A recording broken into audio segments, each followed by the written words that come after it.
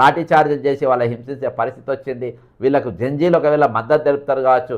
రేపటి దినాన నా పరువు పోతుందని రాహుల్ గాంధీ గారు తెలంగాణ ముఖ్యమంత్రిని మార్చే అవకాశాలు ఉంటే ఎట్లా అని చెప్పేసి ముందుగానే వీళ్ళందరూ కూడా రేవంత్ రెడ్డి గారికి మద్దతు ఉన్నారని చూపించుకుంటా ఈరోజు ఒక దిక్కు సబ్జెక్ట్ అయ్యబట్టు, ఇంకోటి ఏఐసీసీని బ్లాక్మెయిల్ చేయడం, ఈ రెండు ఎజెండాలతోని ఎమ్మెల్యేల యొక్క ప్రెస్ మీట్లు ఇవాళ కొనసాగుతున్నాయి అనేది ఈరోజు వాస్తవం. అందులో ఎవరు తప్పించుకునే అవకాశం లేదు.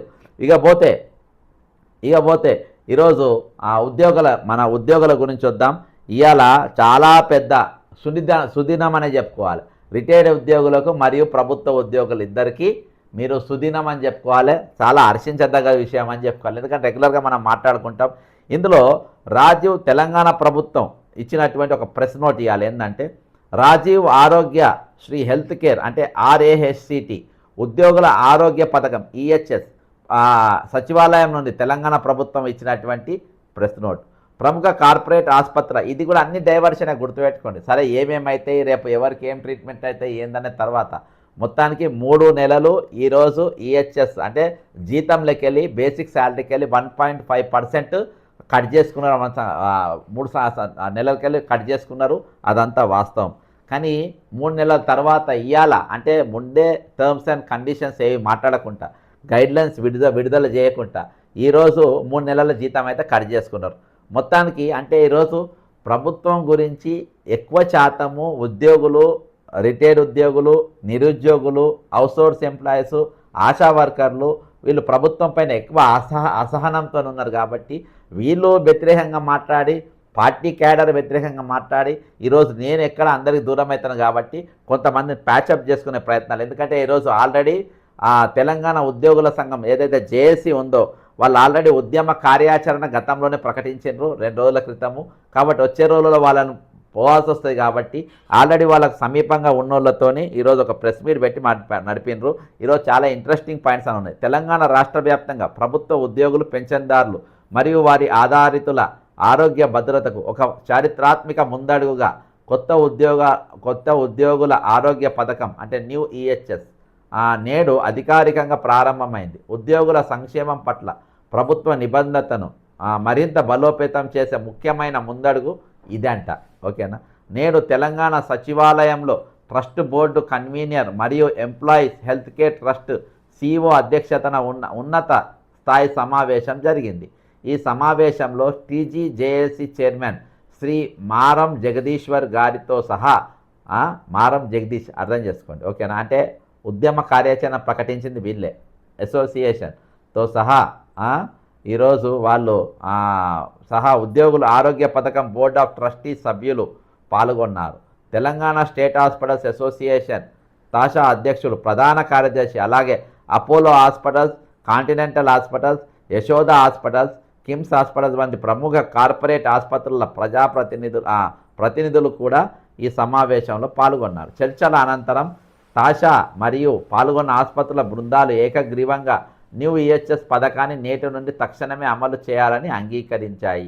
తద్వారా అర్హులైనటువంటి లబ్ధిదారులను నగదు రహిత చికిత్స మరియు సదుపాయాలు నేటి నుండి అందుబాటులోకి వచ్చాయి. సమావేశంలో వీళ్ళందరూ పాల్గొన్నారు, ఏళ్ళకెళ్ళి వచ్చినాయి అని చెప్పారు. సరే ఈరోజు EHS మీరు పెట్టినరు, ఇది మాట్లాడినరు, ఓకే.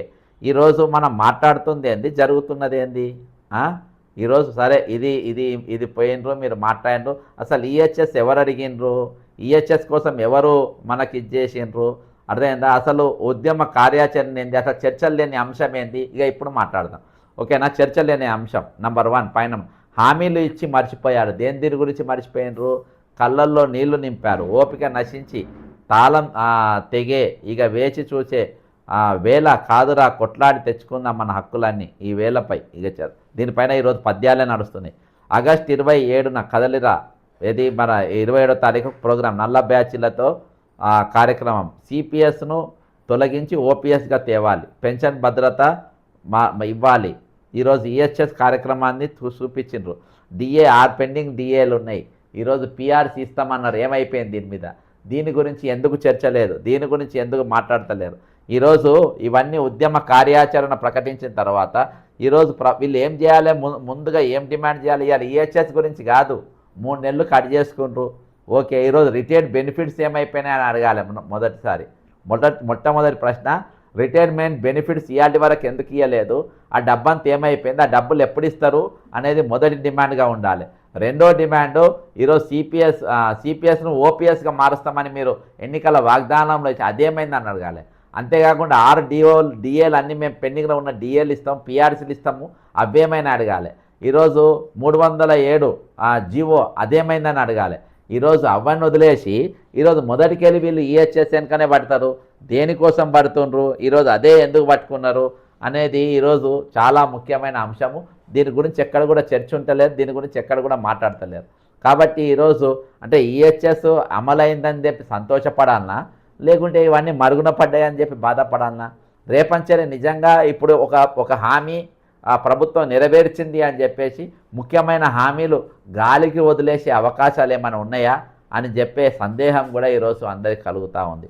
కాబట్టి ఈరోజు కమిటెడ్ ఎక్స్పెండిచర్ ఏదైతే ప్రభుత్వం ఇవ్వవలసిన డబ్బులు ఇవ్వకుండా అవి మొత్తం దాచిపెట్టుకొని ఈరోజు దేనికోసం ఇది చేస్తా ఉన్నారు, దేనికోసం ప్రభుత్వం దగ్గర డబ్బులు లేవనే లేదు. ఈరోజు మనం చూస్తే ఎకరా 260 కోట్లు రాయదుర్గంలో రికార్డు స్థాయి ధర అంట. రాయదుర్గంలోని P1 ప్లాట్ వేలంలో ఈరోజు వేలంపాటలో ఎంత వచ్చిందంటే ఎకరాకు 264 కోట్లు రికార్డు స్థాయి దక్కించుకున్న TGIIC హైదరాబాద్ రియల్ ఎస్టేట్ చరిత్రలోనే ఎకరాకు లభించిన అత్యధిక భూమి ధరగా. అంటే ఇదివరకు మనం 100 కోట్లు అంటేనే ఏమో అనుకున్నాం, కానీ ఒక్క ఎకరాకు 264 కోట్ల రూపాయలు ఏంది?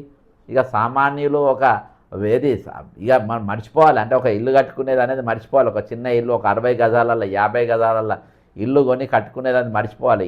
ఈ విధమైన ధరలు ఉండడం ఇది అభివృద్ధికి ఇదా లేకుంటే నాశనకాలానికి వచ్చిందా అనేది చూడాలి. మొత్తానికి 5.25 ఎకరాల ఫ్లాట్ విక్రయం